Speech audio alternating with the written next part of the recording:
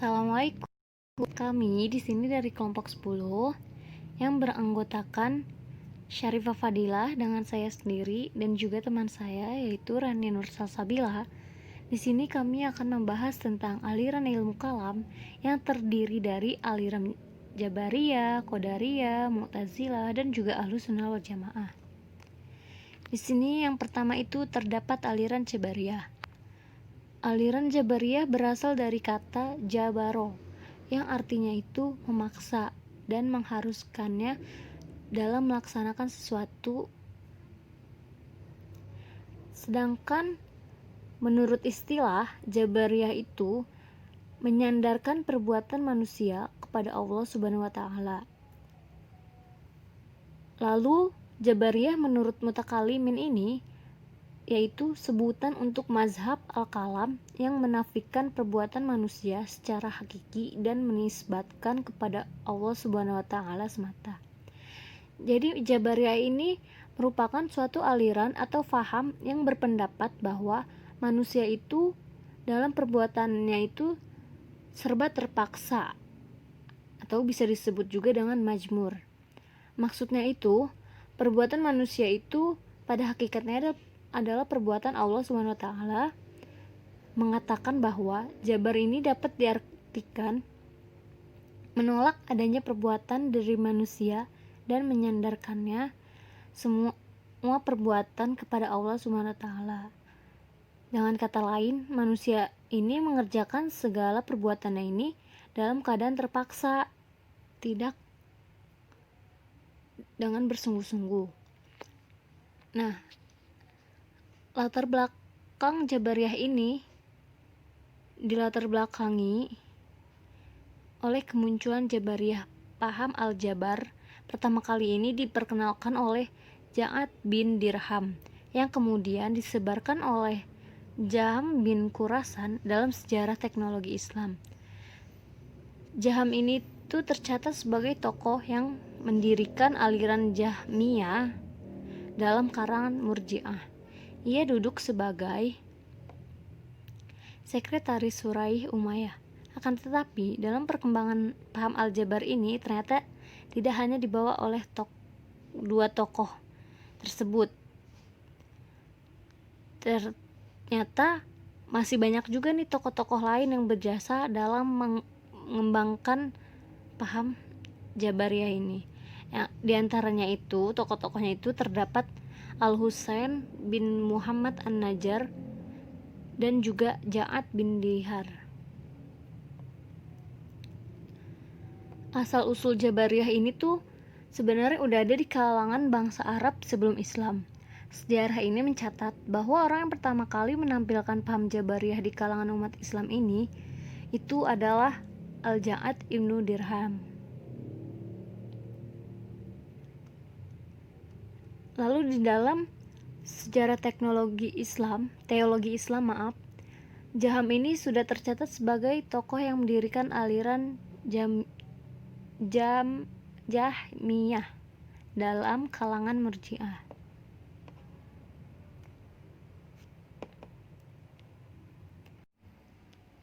Di sini selanjutnya itu terdapat doktrin-doktrin dari Jabariyah itu sendiri. Yang pertama, manusia ini ketika melakukan segala kegiatan, mengerjakan segala sesuatu itu secara keterpaksaan, tidak dalam kehendaknya masing-masing. Lalu di sini yang kedua itu terdapat kalam Tuhan adalah makhluk. Maksudnya apa sih? Maksudnya itu di sini Allah itu maha suci dari segala sifat dan keserupaan yang dimiliki oleh manusia. Keserupaan yang dimiliki oleh manusia itu seperti berbicara, mendengar, dan melihat. Begitu pula dengan Tuhan. Tuhan ini ia tidak dapat dilihat dengan indranya, yaitu tidak dapat dilihat dengan indera mata jika di akhirat kelak. Lalu di sini juga terdapat Tuhan tidak dapat dilihat di akhirat.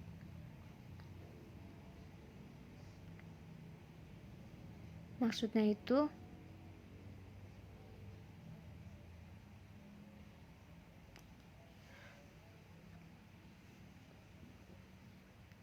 Tuhan tidak dapat dilihat di akhirat, tetapi menyatakan bahwa Tuhan dapat saja memindahkan potensi hati atau yang disebut dengan ma'rifat pada mata sehingga manusia dapat melihat Tuhan.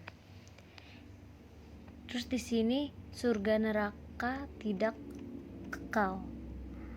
Maksudnya apa sih surga neraka itu tidak kekal? Maksudnya itu tidak ada yang kekal selain Tuhan. Jadi di dunia itu mau surga, mau dunia itu tidak akan kekal. Yang kekal itu hanya Tuhan, yaitu Allah Subhanahu wa taala. Lalu di sini selanjutnya itu terdapat aliran Qadariyah. Aliran Qadariyah ini terdiri dari Qadariyah. Kata Qadariyah ini adalah nama yang dipakai untuk salah satu aliran yang telah memberikan penekanan terhadap kebebasan dan juga kekuatan manusia dalam menghasilkan perbuatan-perbuatannya.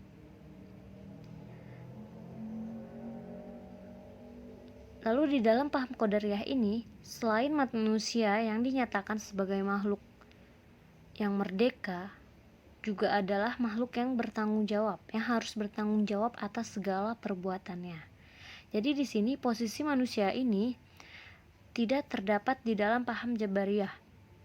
Akibat dari perbedaan sikap dan posisi itu, ilmu pengetahuan lebih pasti berkembang di dalam paham Qadariyah ketimbang paham Jabariyah. Nah, aliran Jabariyah ini termasuk yang cukup cepat berkembang dalam mendapatkan dukungan cukup luas di kalangan masyarakat sebelum akhirnya pemimpinnya Ma'bad dan beberapa tokohnya ini berhasil ditangkap dan dihukum mati oleh penguasa Damsyik pada tahun 80 Hijriah atau tahun 699 Masehi karena telah menyebarkan ajarannya. Sejak terbunuhnya para pemimpin Qadariyah, aliran ini pun mulai pudar dan pada akhirnya sirna di makam zaman dan kini tinggal sebuah nama yang tertulis di dalam buku. Pahamnya sendiri masih dianut oleh segelintir orang.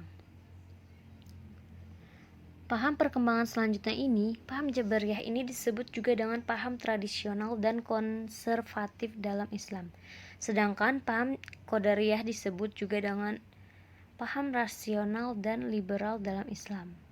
Kedua paham teologi Islam ini dilandaskan diri di atas dalil nakli dan juga dalil akli di negeri-negeri kaum muslimin seperti di Indonesia yang didominan adalah paham Jabariyah. Lalu paham Qadariyah ini kemunculannya ini dilatari Qadariyah oleh Ma'bad al-Jauhani dan Gailan ad-Dimashqi. Ma'bad ini merupakan seorang tabai yang dapat dipercaya dan pernah berguru kepada Hasan al-Bisri. Sementara Gailan ini merupakan seorang orator yang berasal dari Damaskus dan ayahnya ini menjadi Maula Utsman bin Affan. Aliran Qadariyah ini pada perkembangan lalu di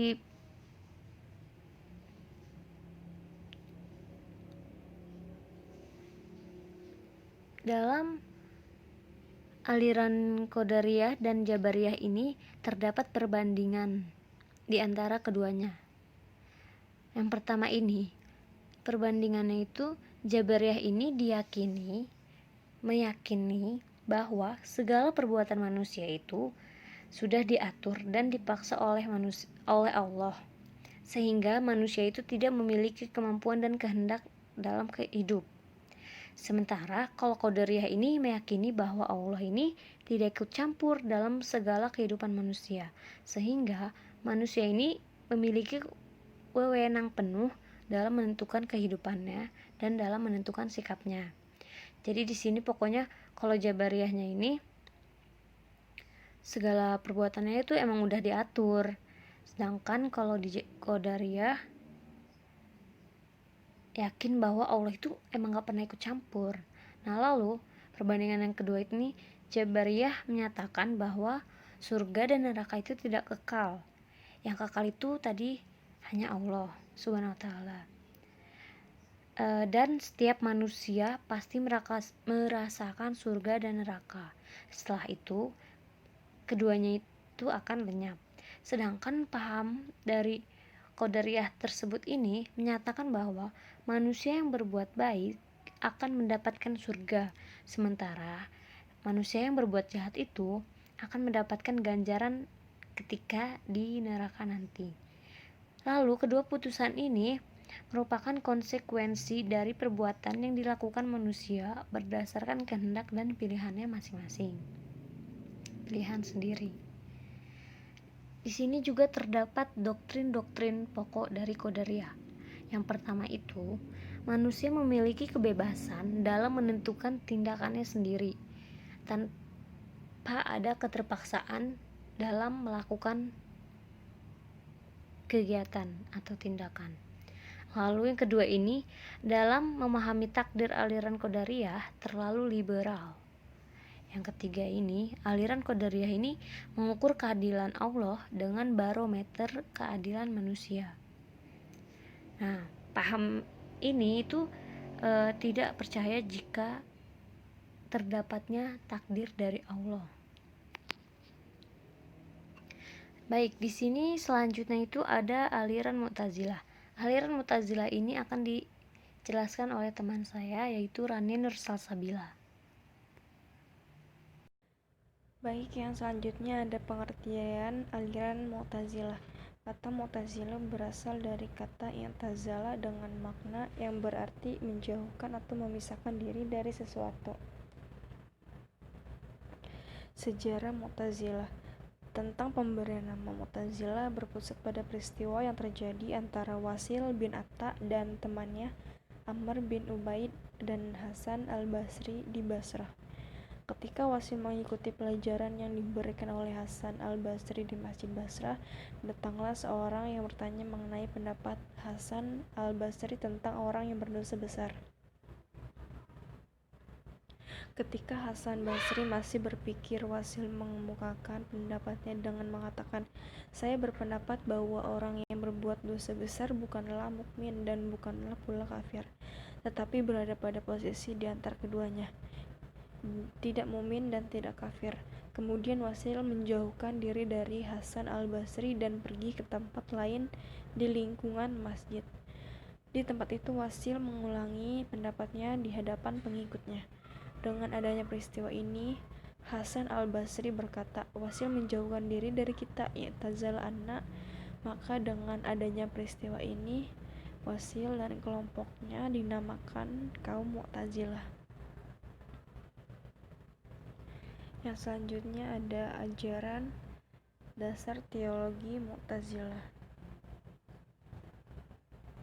Yang pertama ada at-tauhid, pengesaan Tuhan, yang dimana merupakan prinsip utama dari intisari dalam ajaran Mu'tazilah. Dalam ketahuan ini, golongan Mu'tazilah yaitu 1. Tuhan tidak bersifat qadim. Kalau sifat Tuhan qadim berarti Allah berbilang-bilang, sebab ada dua zat yang qadim, yaitu Allah dan sifatnya, sedangkan Allah itu yang Maha Esa. Yang kedua, mereka menafikan sifat-sifat Allah, sebab jika Allah bersifat dan sifatnya itu bermacam-macam, pasti Allah berbilang. Yang ketiga, Allah bersifat aliman, qadiran, hayyan, sami'an, basyiran, dan sebagainya adalah dengan zatnya. Tetapi ini bukan keluar dari zat Allah yang berdiri sendiri. Artinya Mu'tazilah menolak konsep Tuhan memiliki sifat-sifat menggambarkan sifat Tuhan. Yang selanjutnya ada al-adlu, yaitu ajaran dasar Mu'tazilah yang kedua adalah adlu, berarti Tuhan Maha Adil, yang merupakan kesempurnaannya, karena Tuhan Maha Sempurna, Dia pasti Maha Adil. Yang dimaksud dengan Mu'tazilah di sini keadilan Tuhan, mereka berpendapat bahwa 1. Tuhan menguasai kebaikan serta tidak menghendaki keburukan. Manusia bebas berbuat, dan kebebasan itu karena kudrat kekuasaan yang dijadikan Tuhan pada diri manusia. Yang ketiga, makhluk diciptakan Tuhan atas dasar hikmah kebijaksanaan. Yang keempat, Tuhan tidak melarang atas sesuatu kecuali terhadap yang dilarang, dan tidak menyuruh kecuali yang diperintahkannya. Yang kelima, kaum Mu'tazilah tidak mengakui bahwa manusia itu memiliki kudrat iradat, tetapi kudrat iradat itu hanya merupakan pinjaman belakang. Yang selanjutnya, yang terakhir, yaitu ada manusia dapat dilarang atau dicegah untuk melakukan kudrat iradat. Bagian selanjutnya ada al-wa'du wal wa'id, janji dan ancaman. Prinsip janji dan ancaman difahamkan kaum Mu'tazilah adalah untuk membuktikan keadilan Tuhan, sehingga manusia dapat merasakan balasan Tuhan dan segala perbuatannya. Yang pertama ada satu, orang mukmin berdosa besar lalu wafat sebelum taubat tidak akan mendapat ampunan Allah. Yang kedua, di akhirat tidak akan ada syafaat sebab syafaat berlawanan dengan wa'ad dan wa'id. Yang ketiga, ada Tuhan akan membalas kebaikan manusia yang telah berbuat baik dan akan menjatuhkan siksaan terhadap manusia yang melakukan kejahatan. Yang selanjutnya ada al-manzilah bain al-manzilatain, tempat di antara dua tempat, yaitu yang dimana posisi menengah bagi orang mukmin yang telah melakukan dosa besar. Selain dosa musyrik, maka orang tersebut disampaikan dan ditempatkan pada tempat di antara dua tempat, yaitu antara mukmin dan kafir. Yang selanjutnya ada amar ma'ruf nahi munkar, menyuruh kebaikan dan melarang keburukan. Dalam prinsip ini harus dijalankan oleh umat Islam untuk penyiaran agama dan memberikan petunjuk kepada orang-orang yang sesat. Aliran Mu'tazilah berpusat di dua tempat, yaitu di Basrah dan di Baghdad. Dalam perkembangan selanjutnya, aliran Mu'tazilah berpecah belah menjadi lebih dari 20 aliran. Di antaranya ada aliran Huzail, pengikut Abu Huzail al-Alaf. Yang kedua, aliran Nazam, pengikut Ibrahim an-Nazam. Yang ketiga, aliran Jahiz, pengikut al-Jahiz. Yang keempat, ada aliran Jubai, pengikut al-Jubai. Selanjutnya, tokoh-tokoh aliran Mu'tazilah yaitu 1. Wasil bin Atta, 2. Abu Huzail al-Alaf, yang ketiga an-Nazam, dan keempat al-Jubai. Selanjutnya ada pemikiran aliran Mu'tazilah yang dimana 1. Tentang status pelaku dosa besar. Orang ini dikatakan tidak mukmin dan tidak kafir tetapi fasik, dan ditempatkan tidak di surga dan tidak pun di neraka, tetapi menempati satu tempat di antara dua tempat yang terkenal dengan satu dasar dari ajaran Mu'tazilah, yaitu manzilah bain al-manzilatain. Yang kedua ada tentang iman dan kufur. Perbuatan manusia menurut aliran Mu'tazilah memandang bahwa manusia mempunyai daya besar dan bebas. Oleh karena itu, Mu'tazilah sepaham dengan aliran Qadariyah tentang perbuatan manusia. Manusialah yang menciptakan perbuatan-perbuatannya. Manusia sendiri yang berkuasa untuk melakukan yang baik dan yang buruk. Kepatuhan dan ketaatan pada Tuhan adalah kehendak manusia sendiri. Itu menurut Al-Mu'tazilah. Yang selanjutnya ada tentang perbuatan Tuhan dan perbuatan manusia, yang dimana perbuatan Tuhan menurut aliran Mu'tazilah sebagai aliran kalam yang bercorak rasional berpendapat bahwa perbuatan Tuhan hanya sebatas pada hal-hal yang dikatakan baik, namun bukan berarti Tuhan tidak mampu melakukan perbuatan buruk.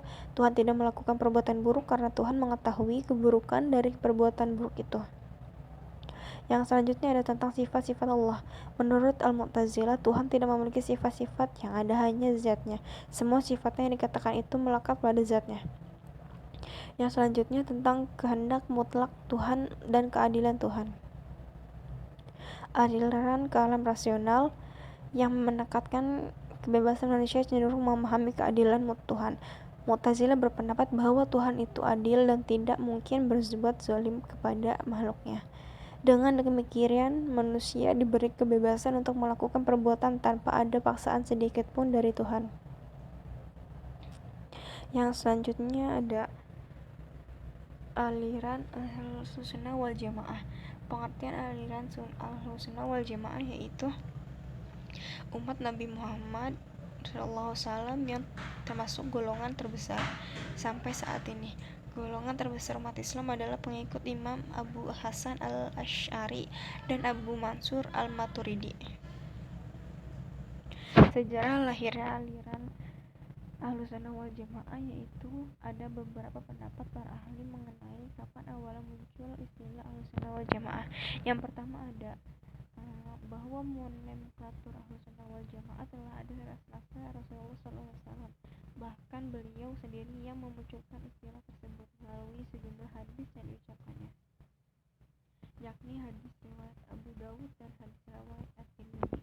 Yang kedua, bahwa istilah Ahlussunnah wal Jamaah lahir pada akhir minggu kelima tahun Hijriah, yakni tahun kejadiannya persatuan jamaah dalam Islam atau dikenal dalam istilah al-Jamaah, tahun persatuan.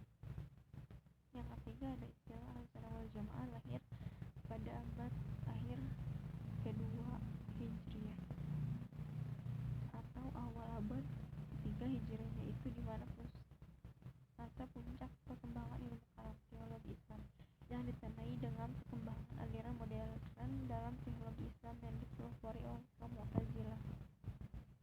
Oleh karena itu, dalam rangka mengimbangi aliran Mu'tazilah ini, maka Imam Abu Hasan al-Asy'ari tampil membela akidah Islam. Para pengikutnya menyebut gerakan ini gerakan Imam al-Asy'ari. Yang selanjutnya ada ciri-ciri Ahlussunnah wal Jamaah. Yang pertama ada mereka kelompok mayoritas pada setiap masa. Hal ini berdasarkan pada pernyataan Rasulullah SAW di atas tentang tawadhu azam al-jamaah. Yang kedua ada mereka berpegang teguh kepada ajaran Rasulullah SAW dan para sahabatnya. Yang ketiga, mereka tidak mengkafirkan orang Islam karena sebuah dosa. Yang selanjutnya ada ciri utama ajaran Ahlussunnah wal Jamaah yang selalu diajarkan oleh Rasulullah SAW kepada para sahabatnya.